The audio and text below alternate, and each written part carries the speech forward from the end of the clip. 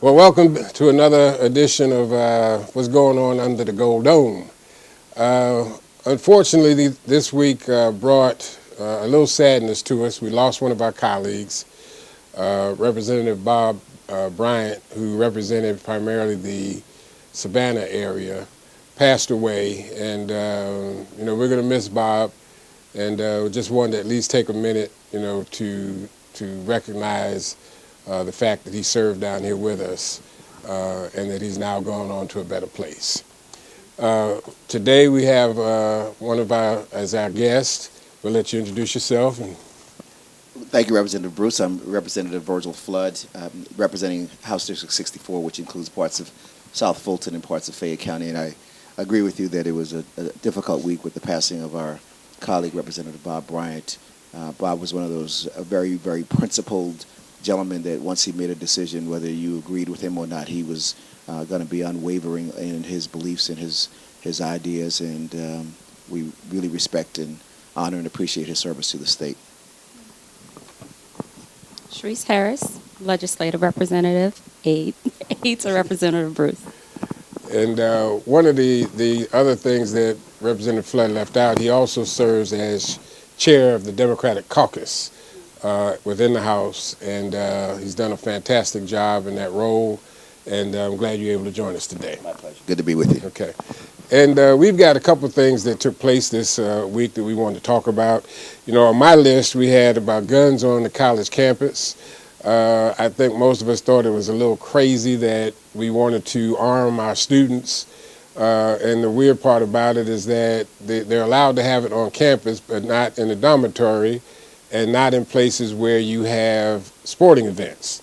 But you can have it at the tailgate party where you're getting drunk, and which didn't make a lot of sense to us. What's your thoughts on that? Well, I spoke on this bill, and I agree with you. It's one of those really wild ideas that we could come up with this notion that we can give loaded guns to 21-year-olds without any instruction, no training, and no supervision, and expect them to behave themselves in a very mature, rational manner. And I'm not saying that every 21-year-old is going to behave irrationally, but then you add to that being in a college environment with lots of alcohol, a good bit of drugs, hormones, emotions, just the instability and the volatile environment that you have on college campuses all across this country.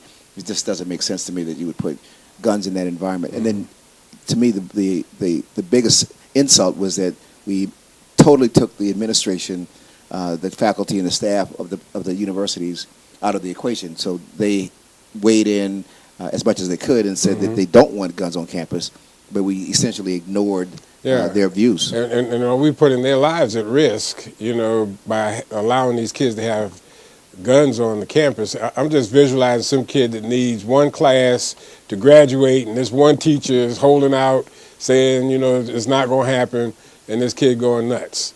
And well, some of the argument was there's been incidents of violence on campuses, and we know that exists, but that's why we have police. Because I can't imagine that a person with no training, no supervision can react in a very violent scenario where there's an active shooter on campus. This person can very calmly and coolly, like they're in the movies, go in and shoot the bad guy and even know who the bad guy is. That's my point. And what happens if they hit the wrong person? Yeah. If it's somebody's son or daughter that's an innocent bystander, who's liable? Is the college liable? Is the university liable? Is that shooter liable? Who's responsible for the death of an innocent bystander? Do you have kids in college? I have a daughter who recently graduated, and I have a son who's getting ready to go to college. I have conflicting views because I do want them to be protected. I want them to know how to protect themselves, but I would never suggest giving them a gun and have no training at all, or say, hey, okay, you've been to the shooting range once or twice, no, go have at it. So it is a little conflicting for me. Well, that's one that we have issue with. Virgil, we also talked this week about the gang bill. You want to talk about that? The fact that probably all the Democrats, or just about all the Democrats, voted against this thing, and we don't want to give the image or the picture that we are in support of gangs. So why don't you talk about that a little bit? Well, it's another one of those very controversial bills because you're right. Nobody supports gang violence or promotes it or suggests that we should do anything to encourage gang violence. But it flies in the face of what we've done very successfully in this state, which is to move away from this get tough on crime and throw everybody in jail and lock them up and throw away the keys mentality, and be much more thoughtful about how we prosecute crimes and how we punish people. And the biggest concern and why I voted against it, and I'm sure you did and others as well, was because of this notion of a mandatory minimum. That's what has kept many of our young people in jail for times much longer than they deserve, and puts them in a position of being able to of not being able to get out and get a job or go to college or pursue any kind of life that gives them the opportunity to be contributing members of our society. Yeah. I don't know if you remember a few years back, there was a lady that was pushing for mandatory sentences for anybody convicted of child molestation. You remember that? I do remember that. Yeah, and while none of us want to see a child get molested, we know that there are people who get accused falsely, step-parents and all this kind of stuff get accused falsely. So you want a judge to be able to look at it. But the irony in that particular situation is that this woman pushed it, and then a couple of weeks before the vote, her son got convicted of child molestation. She resigned. I don't think we've heard from her since. I think she moved out of state. She moved out of the state. Yes. And so she was not totally committed to the idea. But it's a dangerous kind of thing. So my question about the gang bill was, number one, what stimulated that? And from what I read, in layman terms, what does that mean to your general constituent in terms of this whole gang bill and what it came from? And does it mean just someone approaches you and threatens you on the street? What is the layman terms meaning of that? I'm not sure I followed the question. You asked what does it stem from in terms of the bill? So the bill was a response to some gang activity inside of prisons. Oh, okay. So that was the genesis of the idea, and so and I agree that we should do everything to minimize or eliminate to the extent that we can violence, whether it's inside of prisons or outside. The issue is having a decision already predetermined as to what the outcome is. Yeah, and then the other part of that too, the issue around the gangs, if you really look at what they were talking about, they were really talking about cell phones ending up in the prison, and the cell phones being used to perpetuate gang activity. But the question became, well, how do cell phones get in there? And it was determined that the employees, the guards and others were complicit in all of this. But the punishment that they wanted to give for those individuals was less than the punishment that they wanted to give to the prisoners that were involved.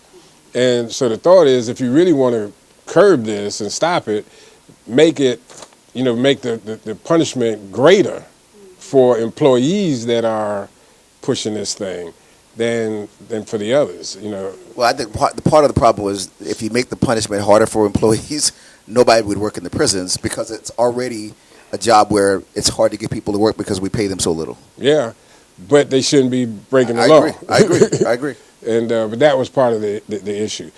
Something else that came up. And we're going to talk about a few other things, but the Religious Freedom Bill. It left out of the House, went over to the Senate. From what I understand, and you might know more than I do, the Senate kind of beefed it up again. Is that correct? Right. So the House bill was something called the Pastor's Protection Act, which basically limited its scope to clergy and people of faith. Essentially, pastors could choose not to give any sacrament, whether that's a marriage or last rites or any sacrament to anyone that they chose not to provide that to. Well, the Senate decided they wanted to add a lot more to it that basically makes it discriminatory, that says that any business can refuse service to anybody that they choose, which is already against federal law. Right, and it really didn't define religion that well. So I know when the question came up, could the Ku Klux Klan say that they were a religious organization and therefore not have to, then they would be able to legally discriminate against people. Yeah, That was all one they of would the- have to do is change their charter and say that, yeah, we are now essentially a religious organization. Yeah. And anybody could do that. You and I could create a religion tomorrow and then discriminate Right. against people if we wanted to do that. For I don't any think I reason. would want to do that, but Yeah. I'm sure you wouldn't either. No, but if we were to pass this bill in the form that the Senate is trying to send back to us, we would be basically saying that we are state sponsoring discrimination. Well, and it's what's the biggest concern to me is you've seen it as well from a number of companies are saying that if this kind of bill passes, they'll either stop investing in Georgia Right. or not invest in Georgia at all. Right. And our status as the number one state to do business with, Yeah, down the toilet. Down the toilet. Yeah. And speaking of doing business, as you know, I sponsored House Bill 712, which basically says that we want to have the state look at its practice on how they distribute contracts and to see if there's any disparity in terms of the population and how contracts are distributed. That's really all it is, kind of taking what we did with the transportation and looking at it across the state. I took that bill to, I introduced the bill, went to committee, and when I asked the chairman whether or not we could have a hearing on the bill, basically just bring people in from the public, let people talk about it, his reaction to me was, I'm not going to give you a forum so that you can bring people in and bash white men. And I was totally thrown off by the statement because I wasn't sure what I said and can we have a hearing that said anything close to what he said. The young lady that was with me, she almost fell out of her chair when he said it, and he is stuck by that. His position is that if we go in and we say that people have been discriminated against based on their color in terms of contracts, that somehow that equates to white men discriminating. And I'm not sure I get it.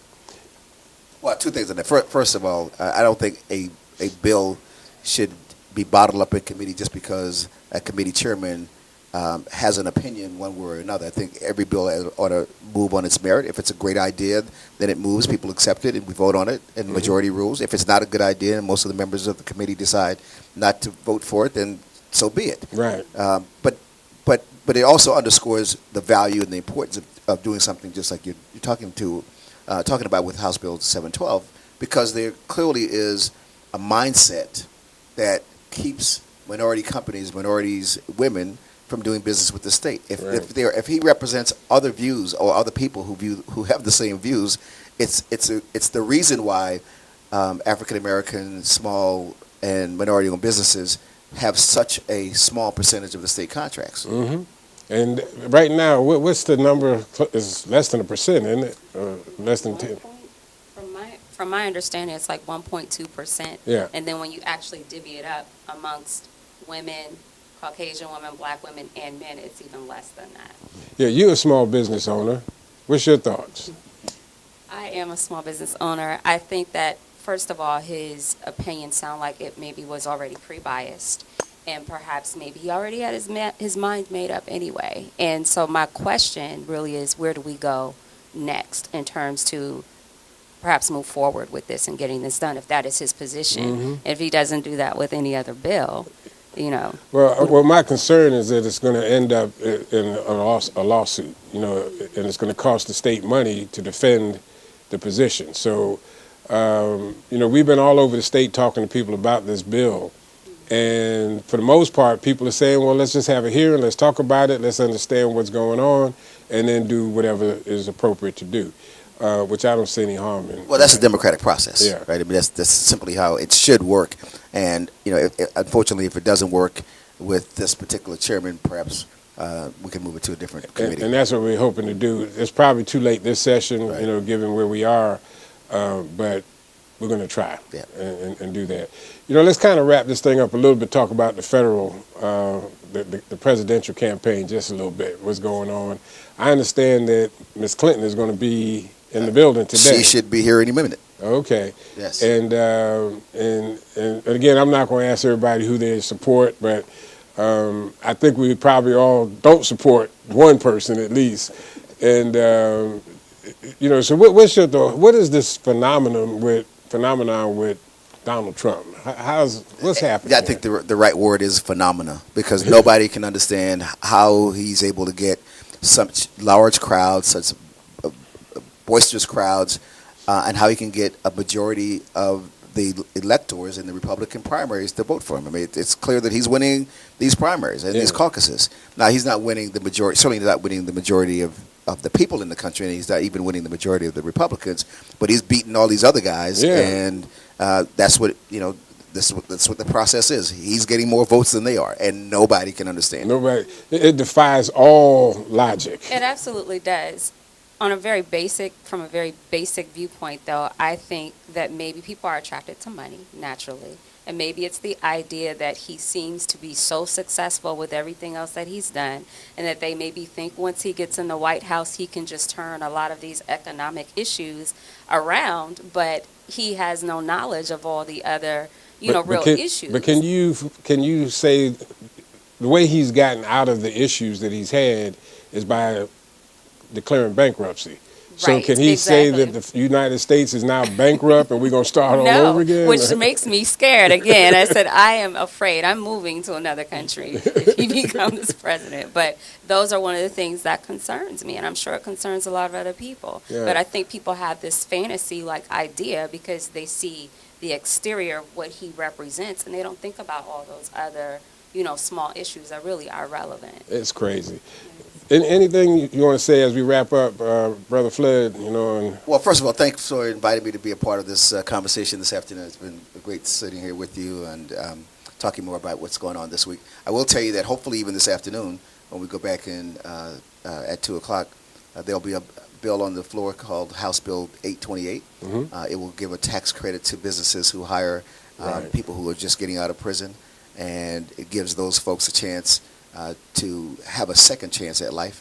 It gives them some meaning, gives them some income to pay for rent, buy food, and take care of their families. And not have to go back. And not have to go back in jail. Yeah, and you are the sponsor of that bill, I know. Absolutely. And it's been a pleasure, and working with you. We came in here at the same time, and excuse me, we worked on a number of things together, and it's always been a pleasure. So thanks for your friendship, and thanks for your leadership. Thank you. And all of the things that you do down here. Appreciate it. Always a pleasure. Cherise. Likewise, Representative Bruce. And again, if you don't speak up, you don't have a voice. All right. Thanks again, everybody.